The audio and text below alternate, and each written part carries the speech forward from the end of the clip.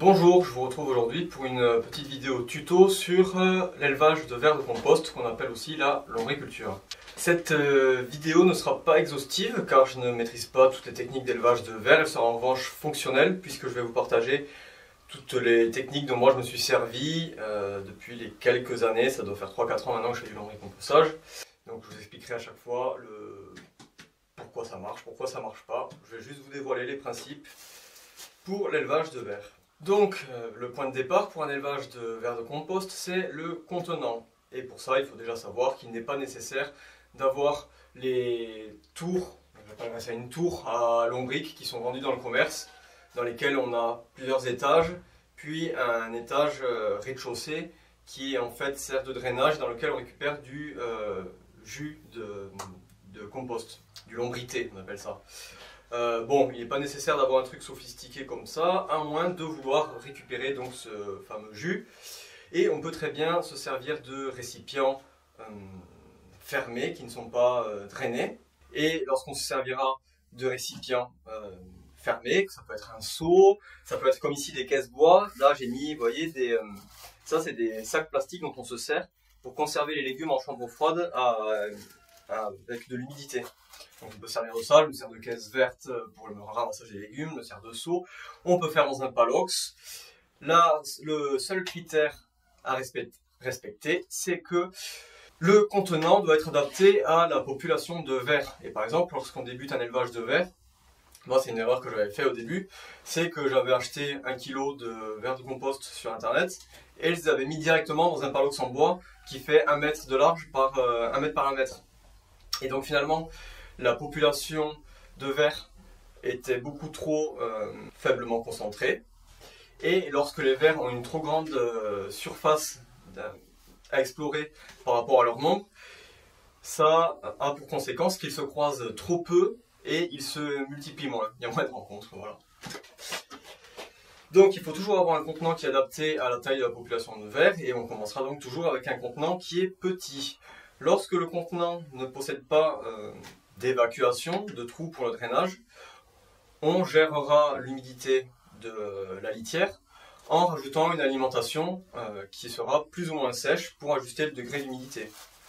Parce que les vers, en vivant leur vie, quoi, en fait, comme ce ne sont pas des vers de terre, ce ne sont pas des vers brasseurs.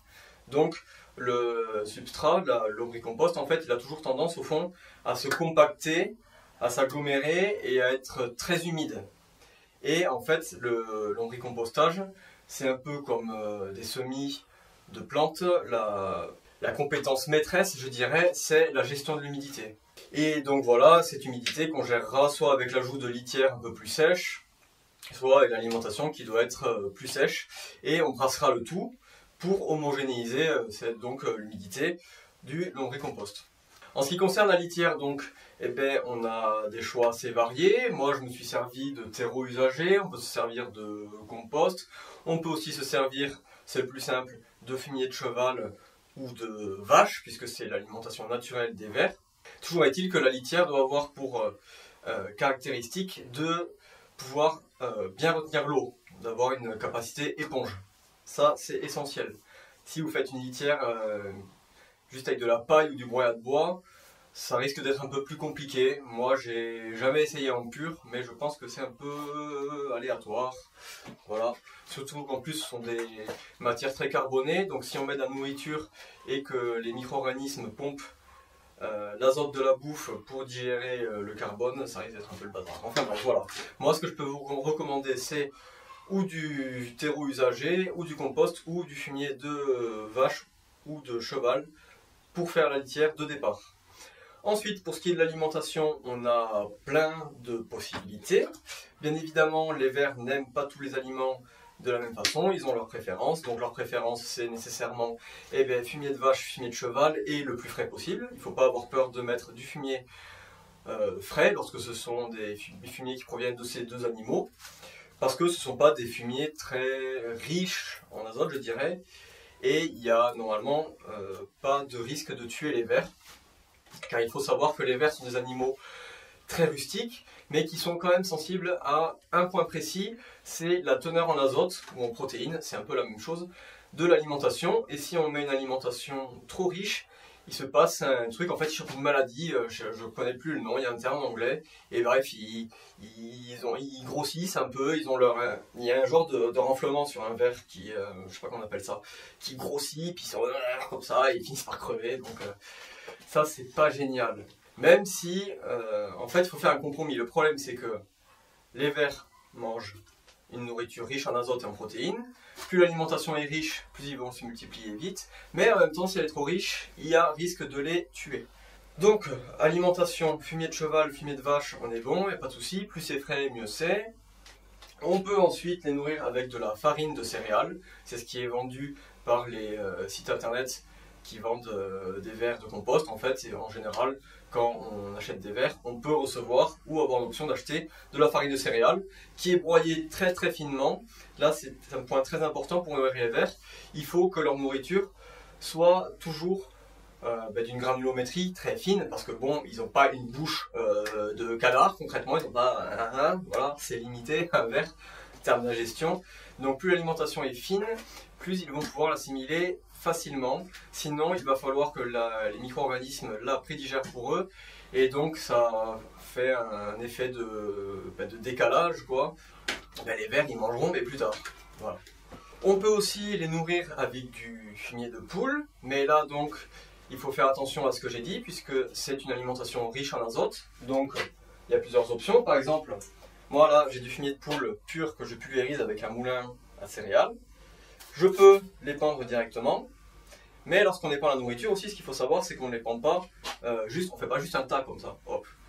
On n'est pas obligé de tout remuer, parce que quand on remue l'intégralité du substrat de la litière, ça perturbe toujours un peu les vers. Tant qu'à faire, ils préfèrent ne pas être perturbés. Enfin, c'est mon avis, ça diverge sur cette question-là, mais...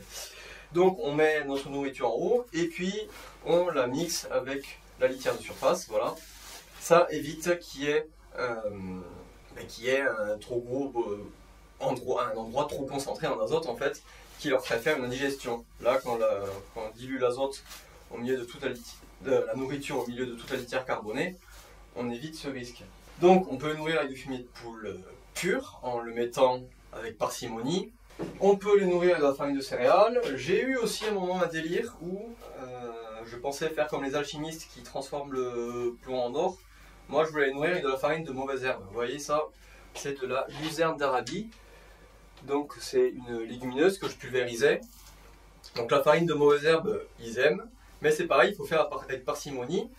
Et un autre point à surveiller, c'est si vous voulez les nourrir par exemple avec des graines de légumineuses. On pourrait se dire, ouais, pourquoi pas, parce qu'en fait c'est hyper riche en protéines, donc ils devraient aimer. Mais je sais d'expérience que les vers supportent pas les légumineuses. En tout cas pas en pur, il faudrait peut-être le pré-composter au préalable pour qu'ils puissent le manger.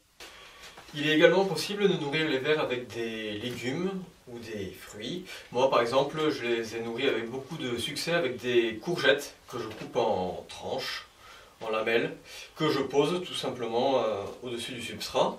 Et c'est rigolo parce qu'ils vont directement les croquer, en fait, on peut avoir les morsures entre guillemets de vers sur les courgettes.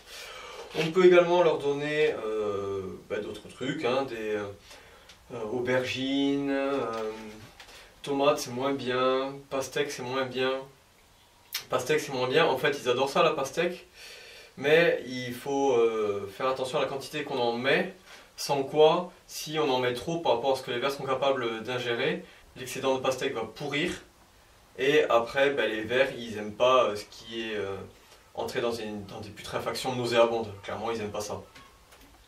Ça c'est un autre point à surveiller, c'est qu'il faut toujours adapter la quantité de nourriture en fonction de la quantité de vers. On ne peut pas débarquer et mettre pof un énorme trop plein de nourriture, parce que sinon y a une grande partie de la nourriture qui risque de mal évoluer et entrer dans des fermentations putrides qui vont être néfastes aux vers.